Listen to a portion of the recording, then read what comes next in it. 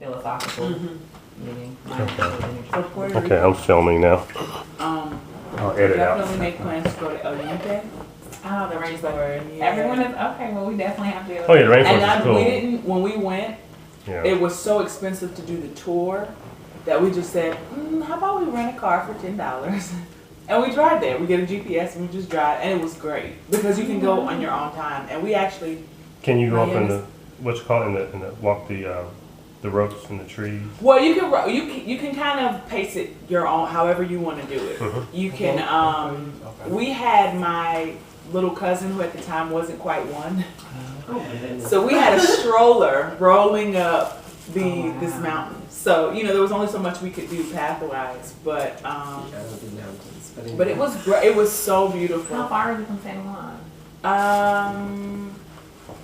Maybe 40 minutes. Okay, but you rented a car for a day. Okay. We got the GPS, followed it. We named it Isabel. Oh, It was weird. It's a family full of girls. We It's named a beautiful everything. island, but like I said, I like to explore, but I don't do mountains. I mean, I'll do them as long as I can have a thing of heights. So I guess we need to get to let's do the subject here. okay. Introductions. And I'll start. Just want to introduce and tell us a little bit about yourself. I need one of these. One of those methods share of those. Is that, that's yours. Yeah. Yeah, can You you? can share with mine. Oh, okay. You mind? Yeah, and I can make another copy. Would it be easier to share with me? Someone's texting you. Oh yeah. Okay. It'd be easy to, yeah. Tag. I want to get your glasses. Oh, no, My birthday month, I have to do my Those are tag. these. These are these? I think these are. It was probably Anika's. Oh, okay. She was doing the bills here last night. Okay. Introduction. I'm Alan Jones. I'm married to Anika Jones. I'm a native Atlantan. Family pretty much from here. Mother's side from Noonan, Georgia. Father's side from Watkinsville, over near Athens. And basically, that's who I am. Grew up, born and raised. Just had a birthday yesterday. So, Oh, happy birthday. thank you. Thank you. Today. My birthday's next Saturday. Happy birthday. Happy birthday. I love you guys. Happy birthday. Okay. That's all I have. I just put this in. No, that's fine. Go ahead. I'm Ina Williams, and I was born and raised here, but my family's kind of from all over. My mom's from Toledo, Ohio. My dad's from Nigeria. And yeah, I don't know. I work for the city of Atlanta. I'm a project coordinator at one of their art centers, South Bend. And Cool. that's it. I don't know what else to add, but that's it. That's fine. Okay, I'm Helena Bird, Harrisburg, and been in Atlanta most of my life. I finished high school and college here, and moved around for a while, but I've been back here since '94. And I'm an etiquette consultant. I teach etiquette classes. Oh, cool. And let's say, actually I'm doing, it's coming up, probably middle of this month, I'll be doing, I was interviewed to do something on the Interfaith channel on etiquette, so that'll be coming up Cool. sometimes in the middle of September. And then I have another project I'm working on with some little kids. It's also will be on one of the stations, but it'll be little kids with dining, so that should be quite interesting. But and I teach a class at Georgia Tech in the evenings. I have there's 7 of us. Janet is one. I'm in the middle of the pack. Janet's next to the baby. She was the baby for a long time. But anyway, and that's pretty much it. Impact, I work on hospitality, and I sing occasionally when we have a choir. So that's pretty much it. And as you mentioned, I'm Janet Harris, and of course I was in the same family, so we pretty much lived here. I moved here when I was 11, I think. And again, went to school here, graduated from Spelman, and worked for APS, and now I'm currently retired. Oh, congratulations. Yeah. And been at Impact now, what, about 5-6 years? Mm-hmm. Has it been that long? No, because Impact's so been there for No. I thought Impact Yeah. had, no. 07. Yeah. January 07. Okay. Okay, so I came the year after they opened, so what, 4 years? Okay. And been in the choir on the care team, and here I am today. Thank you. Hello, my name is Christina Guillen, and I have been in Atlanta since I was 9. I was born in Chicago, but I say Chicago born, Atlanta bred. And so I went to high school and college here. And I've been attending Impact for about the same amount of time, about a year after they opened. That's when I started there. And I have been on probably every committee or team possible, and I resigned respectfully. It's not for me. But I think I definitely found my place when it came to missions and connection groups. That seems to be my forte. I really enjoy service. That's what I do for a living. I work at a nonprofit, and we run enrichment programs for middle school and high school youth who have some special needs or who have more of a at-risk lifestyle in regards to being in foster care or being raised by grandparents, some in non-traditional homes, and that's our focus, and we are housed out of Clayton County, and I'm excited to be here and see where the next level of missions and service work can go at Impact. Okay, thank you. Appreciate everyone being here. As I said earlier, I kind of look at this as being an extension of this group being an extension of kind of what Impact's striving to do, is to do church differently. We want to explore outreach at Impact and try to discover how we can possibly do outreach differently. The purpose of this group is to, I think of any outreach really, but the purpose of this group is to serve those in need in the most effective and efficient means possible, and to cultivate compassion in others. Okay, and by this I mean that basically everything's on the table.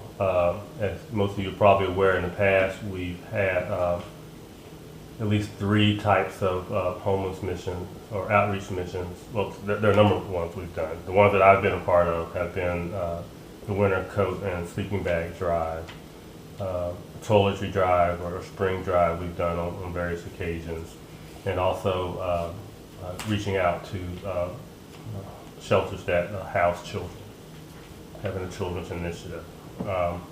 We've done that a couple of times. So that's what we've done in the past. And although we are in the process of getting a permanent location, one challenge of being in a temporary location, not having a permanent place, is that there's a lot of overhead, well, there's a lot of energy we expend when we try to do our homeless missions of trying to get things started. We don't have a place to keep things, so we meet, just various things. And not that there aren't challenges we haven't been able to overcome, we have been able to. But what I want to do basically at this point, I just really have been led to, in combination with this book about cultivating compassion, that's the second thing. But the first thing is just putting everything on the table. How can we do outreach better at Impact? Particularly when it comes to serving those who are in need and those who are hurting. There are some possibilities. And I really even hesitate to say that I don't want to limit where we go with this conversation. But just to give an example of what I'm talking about, is one possibility would be to, instead of doing our own homeless outreach initiatives, is partnering with someone else. In other words, someone that already has a construct in place or a process in place or has a building or whatnot. Would it be, and this is open to discussion, but would it be more efficient and a better use of our time, energy, and money to partner with someone else? An example would be the Habitat for Humanity. I mean, I'm sure on some level it would be nice if we as a single entity could go out and purchase homes, rehab them, and put people into them at a reduced price. I think that would be great. That'd be marvelous, and maybe someday we'll move to that. But right now, we're partnering with Habitat for Humanity and houses are getting built. you know. So along those lines, I'm thinking to a large degree, you know, there are already homeless ministries that serve the needy in the city, you know, that we can look at potentially partnering with. You know, maybe that's a better model, perhaps, you know. So, you know, so that's the kind of thing that we'll, but like I said, I don't want to necessarily put us in that lane. I'm not coming here with a predefined answer. What I really want is, you know, some feedback. And part of this process is, you know, today I want to talk about some different possibilities. But one of the steps, if you looked at the syllabus, was to actually go out. Now, one of the different possibilities that I looked at, I'll show you one of the places that I went to, and I got some literature and stuff. But I really want this to be like a process where we go out and we investigate, you know, different opportunities for us to, you know, maximize our time and talents and money as impactors when it comes to homeless missions. Now, at the end of the day, if we wind up back to where that's okay. But I want to explore that and get some feedback, and we collectively decide, well, what seems to make the most sense. Okay, I'm gonna like add something at the same time. Yeah. One of the things, do you need to get that? Well, it's going to come to this first. Fun area. Telemarketer. Area. No, it's always nice when you can have that. When you were talking, I was thinking about the group that does the, they're not part of Habitat, but they also go in, you've probably seen them on the news, where they go in like for elderly people who need like roof repair and things that just be done around the house or in the yard. Sure. And they go in and just help them. And I don't know what group it is, but I think they do it. I know that they do it once a year or twice a year. I've heard about it. And they select, I don't know if they do it by zip code, you know what I mean? I don't know when they just do different areas in the city. And I think that is great, because even though the Habitat obviously is wonderful, you have so many people, especially elderly, that can't do those repairs or don't have the monies to actually to do that. And they do, like I say, they do roof repair. I don't know if they, you know, do the entire roof, but I know they do roof repair. They do yard cleanup. They do little things inside that, you know, they really either can't do or don't, like I said, they have the monies to do, because a lot of them live alone. And so they help with that. And so I don't know if they're affiliated with a church or whether it's just, you know, like you said, working with something like that. I think it's something I would love to do. And because you have so many boarded up houses now and places where people just live, and you see some houses and you wonder, is someone actually living there? And they are, so. Yeah, actually, interestingly, last night we were at a connection group. It's a dance group, you know, the dancing group. But Jackie Butler was there, and she was sharing testimony. But what she's doing now, she was in real estate, but now she's actually providing care for elderly people. And it's like, I have to talk to her to get more details. What she does is she goes and they assign her to someone, and she goes in there and helps them, you know, provide care. But you don't have to have a medical license or anything like that. It's not to that degree, but you still are there helping them. You know, it's usually like odd hours. You're going up from like 5 to 12 and be with them in the evenings. And a lot of times the way those people that have, what do they call it, those insurance plans, they provide you support. A lot of times those attendants will come in during the day, but then who's there in the evening? You know, so I guess that's kind of a role she's filling. But that's you know, elder care, you know, essentially. In different areas, because there's so many areas. Yeah. But that's a possibility as well. So, anyway, so that's really the purpose here. Like I said, well, the second part of the purpose too is cultivating compassion.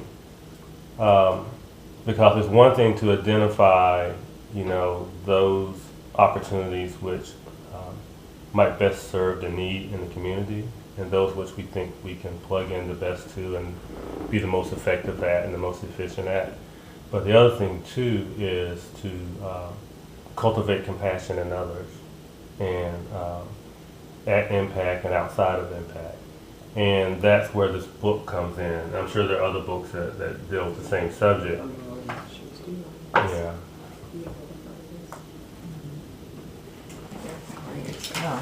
Yeah, I'm sorry, I'm sorry. Yeah, sorry about that. Anyway, it's called Cultivating Compassion, and this is from a minister who actually is from the United States, but he went to Africa and serves there doing outreach. And this book is really about how to cultivate compassion in others. And what he and his church did was that they went on a pilgrimage, and they took 8 days and basically, you know, unplugged for 8 days and went out into the bush essentially and got in touch with those in need. You know, and it was transformative for them to do that. And basically, he came back and defined this process of how you cultivate compassion in people. And we were talking about earlier about some people, you know, on TV who just totally claim to be Christians and then just totally disassociate with the needy. They're saying that, you know, they don't have to help those in need. Right. Just because you're a Christian doesn't mean you have to want to help those in need. Which, if that's not blasphemy, I don't know. It's What like counterintuitive to them. yeah, but anyway, I'm gonna go there. That's a whole nother discussion. Could sit here for hours and talk about But that. yeah. But so anyway, so cultivating compassion. So in other words, I want us to basically be skilled at that, or understand how people, how you cultivate compassion in people, whether it's our children, whether it's people we're dealing with, whether it's people in the church, outside the church, that we understand the process of how compassion is developed in someone, then that you know, enables us or empowers us to do that, to plant seeds, you know. So that's the thing that we want to talk about as well. So that's the two goals. We want to actually have a physical outcome from this group of helping impact define, you know, when it comes to the outreach, you know, what's the best model moving forward. And of course, we'll have to, whatever we come up with, we want to, you know, first, well, go to Impact Church and just make sure everything's cool. So well, we want to do this. You know, when we do the other outreach stuff, I'll talk to Maxine or whoever and say, well, we want to do this. And they say, okay, what date, whatever. So everyone's, everyone's pretty agreeable, but we're not working in a vacuum here. You know, we're part of Impact Church, and we want to, you know, make sure that whatever we come up with here is agreeable. So, and so anyway, so that's what we want to do there. But coming back to this book, the 3 steps of cultivating compassion that this author defined, he defined them as encounter, reflection, and transformation. Okay, encounter, reflection, and transformation. And what they did was, like I said, they had this pilgrimage for 8 days, and they went out and they lived with those in need. And basically, it's almost like a pilgrimage of poverty in a sense. You know, not, you know, I'm sure if you look back in a lot of the, I'm never, but the people in the church who the St. Augustine's and those type people who have really delved deep into their soul and relationship with God. You know, a lot of times people go on pilgrimage which are much longer than that. You know, so that was a modest one. And then even in the book, he said you may not be able to do an 8-day pilgrimage. You know, and in this scenario, I'm envisioning us simply going out on a Saturday everyone decide where they want to go, what they want to investigate, but going out, like I went to the Trinity House, the shelter down there, and spent the day, half a day there, just walking around, seeing what they do, and talking to the guys and stuff like that. So that's the encounter phase. And then the reflection phase is, in the book, these guys, you know, they got back together afterwards and they debriefed. You know, so it was collective reflection. So people say, well, you know, we went out there and this is what I saw, this is what I encountered, this is how I felt about it. You know, so that could be collective, or it always has to be transformed into being something personal, though. You know, so that's the second part. So you go out, you take someone like let's say you have a child who is selfish or not really being the kind of person you want them to be. You know, take them along with you when you go out to minister to the homeless, or you go to a shanty town. You know, so that's their encounter, and then discuss with them. You know, when you get back home, you know, reflect on the events of the day. You know, how was that and whatever. And then The third part, you can't do for somebody else. That's transformation. Transformation is when the cause of your encounter and your reflection and the new truth that you've learned, are you going to allow God to use you? You know, are you going to be transformed by the experience? You know, and that's always going to be a personal choice. So, you know, when it comes to implementing this process, you know, you can facilitate the first two steps, but you have to allow God and that individual to work out the third step. You know, but when that person becomes transformed, then they take ownership of wanting to reach out and help, and they internalize these things. Now, are you speaking impact, doing this for the members of impact? Are you speaking of? Well, I'm speaking of us doing this for the members of impact, but also I think that I don't necessarily want to limit it to that. In other words, you know, I want us to be aware of how transformation takes place, so that when we're recruiting or we're trying to, when we do whatever mission work we decide to do, that we be aware of this is the process, and that our outreach needs to, you know, have this format in a sense. So you're basically creating a construct for the mission group. Yeah, for the mission groups, yeah. Okay. Yeah, creating a construct for the missions group so that, you know, like when we went out before with the homeless, that we go out to the shanty towns. And even though, well, we go out to the shanty town because that's a different kind of experience. Some people are used to seeing the homeless downtown. They think, oh, these people are drug addicts, or these people are this, or people are that. Well, no. But you personalize it and take it out of the mass. Because people don't, when people see volume, they don't personalize. So a personal encounter with someone living in a hut, that's a great encounter. You see that this person is a real person, has needs, you know, they're living in the woods. You know, that's a good encounter opportunity. And there are other good encounter opportunities. I think, you know, if we were to do prison ministry, you know, well, you know, you have one view of people in prison, but when you sit down and talk to them, they have challenges, you know, and particularly, well, I know my wife has worked with women in prison a lot, and most of those women in prison are in there because, you know, their boyfriends or husbands were dealing drugs or something. It's like non-violent stuff, but they're not, you know, 95% of them, you know, are not violent. You know, The downfall of most women are men. The downfall of most women are men. Yeah. Come on now. I was like, oh, come on. I mean, That's another conversation as well. Yeah. That's a whole Alan is by himself now. Right, I was like, that's not. I'm just saying based off his own comment of what he did. Well, no, I mean, That's it's just accurate. no, I don't These think are it. statistical facts. You can, like you said, you can look at case files and things, which I have. Yeah. But anyway. They get involved in stuff. So I'm just saying, but it's like, you know, and yes, but they need help. They need ministry. You know, they get caught up. And but if you never go down there and meet them and talk to them, Yes, I never. you know, it's just those people. Mm-hmm. You know. So, I know when I worked with the missions, and we went to the one that's over Mhm. near the Metropolitan College, the Yeah. Shetty.